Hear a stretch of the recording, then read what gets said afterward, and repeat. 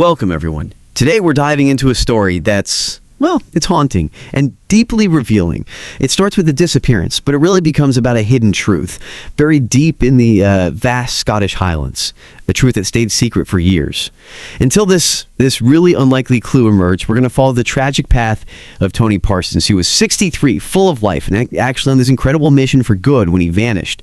His disappearance turned into this chilling mystery. A whole community searching for answers in those silent mountains. So this deep dive covers his journey, the desperate 3-year search, and then the shocking discovery that finally brought an end to his family's agony. It's a story of courage, unimaginable loss, and the terrible impact of one single night. Okay, so let's start with Tony Parsons himself. He was a former Navy man, retired, enjoying life with his wife, his family, and even at 63, he was really active, strong, just seemed to be embracing everything. But back in 2010, Tony faced a serious health battle, prostate cancer. He went through treatment, recovered successfully, and actually, it was his doctors who suggested cycling for rehabilitation. What began as therapy, well, it became a real passion for him. And driven by that experience, his own recovery, Tony decided to use this new passion for something really meaningful. He set up a charity campaign, a per-mile cycling challenge to raise money for cancer research. He wanted to give back. That per-mile model is quite clever, really. It basically incentivizes the effort, doesn't it? Every mile means more money raised, so it pushes people to go further for the cause. It connects effort directly to impact. Exactly. So, September 29th, 2017, that's the day Tony set out on his big charity ride. The route was ambitious.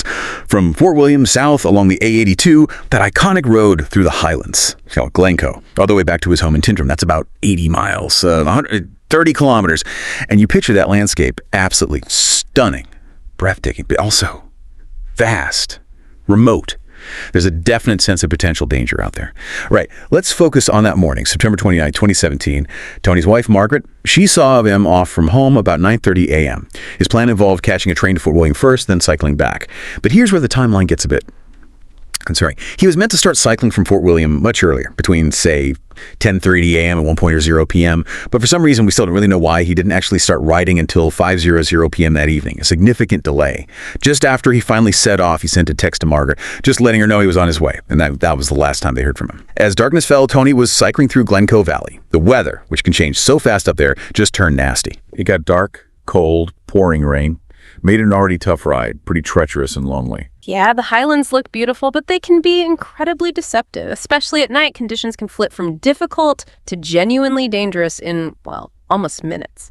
For a cyclist alone out there facing rain, dropping temperatures, total darkness, the risks escalate very, very quickly, even for someone fit like Tony. So back home, naturally, the worry started to grow. Margaret and the family didn't hear anything that night or the next morning, September 30th. At first, they hoped maybe he just stopped at a hotel, to wait out the storm. But the hours kept passing, then days. No word. And they knew about the severe storms hitting the area. The worry intensified, obviously.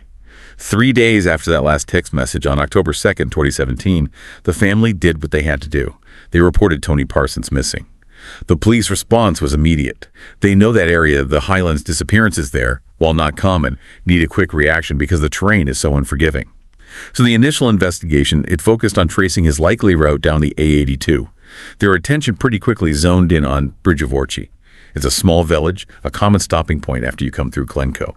And sure enough, CCTV footage showed Tony there at 6:00 p.m. That's about an hour after he started, so he'd already covered a good distance, maybe 50 kilometers. But the really crucial piece came from the Bridge of Orchy Hotel. Tony was seen there later at 10:00 p.m., just taking shelter from the storm. The owner was concerned, he even offered him a room. But Tony, well, he was determined, didn't want to compromise the charity challenge, felt it was taking the easy way out, so he declined. And that's the last confirmed sighting. After leaving that hotel, he just vanished. Into the storm, into the night.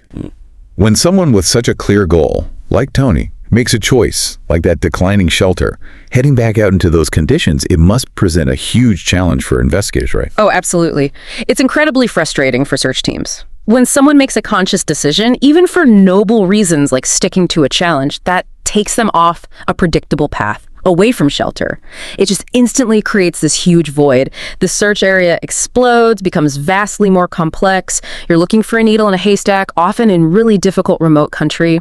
A huge search was launched. Mountain rescue teams, the Coast Guard, police dogs, lots of volunteers. They all scoured the area. They put out missing person flyers with this description.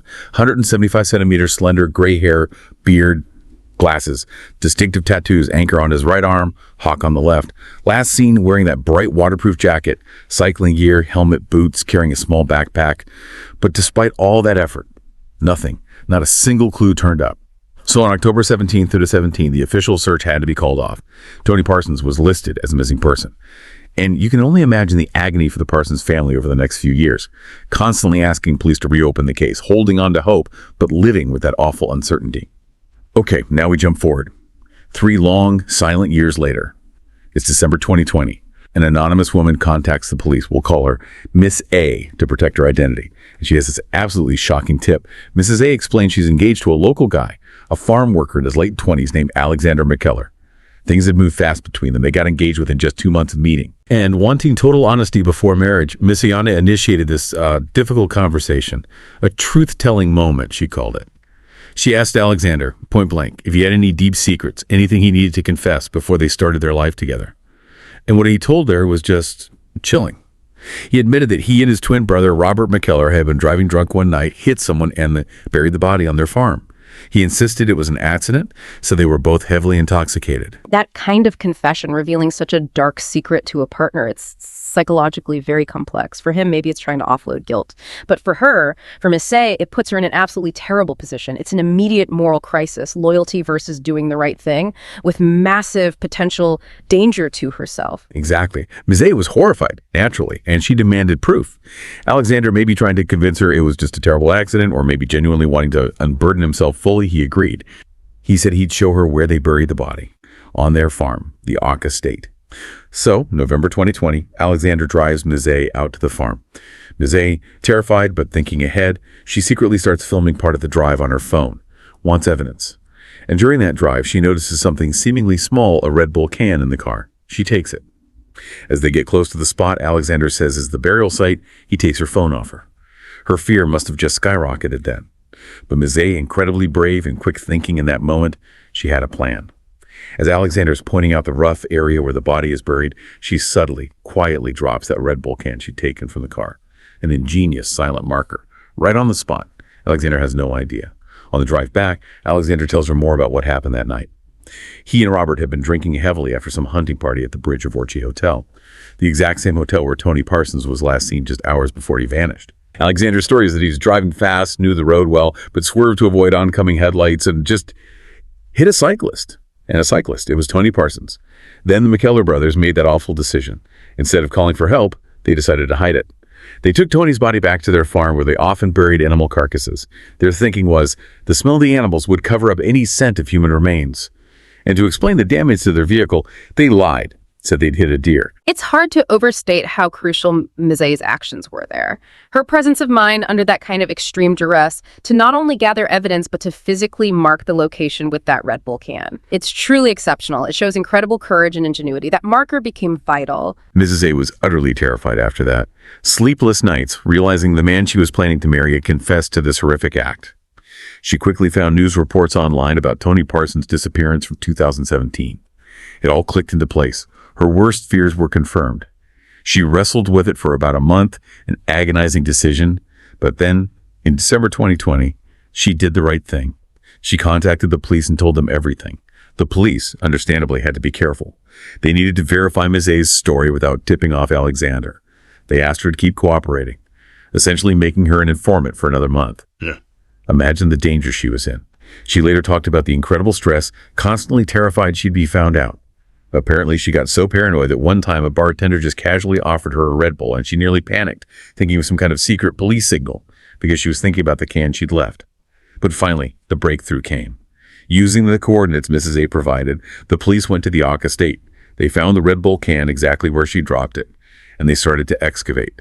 The first discovery was grim. Fragments of bright fabric, consistent with Tony's waterproof jacket. They knew they were in the right place, and then they unearthed the full, horrifying truth. The skeletal remains of Tony Parsons. The autopsy was done in January 2021, and even after 3 years in the ground, forensic analysis revealed something truly awful. Tony had suffered terrible injuries in the collision, broken ribs, a fractured pelvis, spinal injuries, but he was still alive for about an hour after he was hit. It's quite remarkable what modern forensics can determine, even from skeletal remains after such a long time. By looking at bone trauma, healing patterns that might have just started, microfractures, they can piece together not just just the injuries, but estimate survival time. It provides a really stark, undeniable picture of the victim's final moments. And the implication is just heartbreaking. It means if the McKellar brothers had just called for help, Tony Parsons might have survived. Instead, they took him, injured but alive, and buried him. Left him to die in that shallow grave. Alexander and Robert McKellar were arrested immediately. They both confessed. However, Mrs. A, deeply traumatized by everything she'd been through, decided she couldn't face testifying in court, which is completely understandable, but it did have an impact on the prosecution's case. The McKellars' defense focused on admitting they concealed the body. Alexander, as the driver, also faced a charge related to causing death. They argued it was a tragic accident made worse by alcohol and panic, not, they claimed, intentional murder. But the police evidence painted a different picture than just blind panic. It showed calculation. Remember, after hitting Tony, they drove home first, left their phones there likely to create an alibi, then went back out in a different vehicle to collect and bury Tony's body. And there was more. Police found evidence they'd poured bleach and animal remains over the gravesite. They'd burned Tony's belongings, including about 60 pounds found in his wallet. His bike was disposed of somewhere else entirely. These weren't panicked actions. They were deliberate steps to cover up the crime. The trial was in September 2021, almost 4 years to the month after Tony vanished. The Parsons family gave this incredibly moving statement in court. They spoke about Tony's strong, kind, a wonderful father and grandfather who loved teaching his grandkids fishing and sports, a man who gave back. And they mourned the huge loss caused by these two young men, half his age, and their reckless actions. And the charges themselves, causing death by dangerous driving rather than murder. Despite that awful cover-up, that distinction really matters legally, doesn't it? It does. Yes. Proving murder requires demonstrating intent to kill at the time of the act. The cover-up, however calculated and horrific, happened after the collision. Unless the prosecution could prove the brothers intended to kill him when they hit him, or deliberately ensured his death afterwards rather than just hiding the body, the charge tends to be causing death by dangerous driving.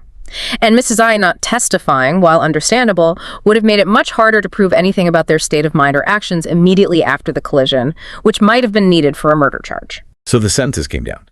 Alexander McKellar, the driver, got 12 years for causing death by dangerous driving and for perverting the course of justice. His twin brother, Robert, received 5 years, just for perverting the course of justice for his role in the cover-up.